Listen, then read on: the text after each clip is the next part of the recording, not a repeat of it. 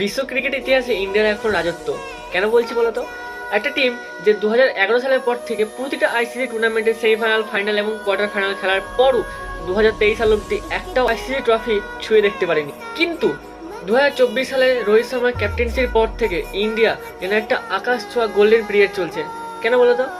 2024 সালে টি-20 world cup, then তারপর ICC champions trophy, Asia cup, then 2026-এর টি-20 ওয়ার্ল্ড কাপ। এটা যেন ইন্ডিয়ান ক্রিকেটের একটি গোল্ডেন পিরিয়ড। আর শুধু 2026 সালের যে টি-20 ওয়ার্ল্ড কাপ তাই নয়, 2026 সালে টি-20 ওয়ার্ল্ড কাপটা এমন একটা স্টেডিয়ামে খেলা হয়েছিল যেখানে সবাই বলতো যে এই স্টেডিয়ামটা একটি পানুতি, এই স্টেডিয়ামে খেললে ইন্ডিয়া সব ম্যাচ হারে। ইন্ডিয়া 2023 সালে ওয়ার্ল্ড কাপে কিন্তু ঠিক এই স্টেডিয়ামেই হেরেছিল। ঠিক তারপরেও ইন্ডিয়া সেই স্টেডিয়ামেই ফাইনাল খেললো, দেন আমরা টি-20 ওয়ার্ল্ড কাপ চ্যাম্পিয়ন হয়েছি।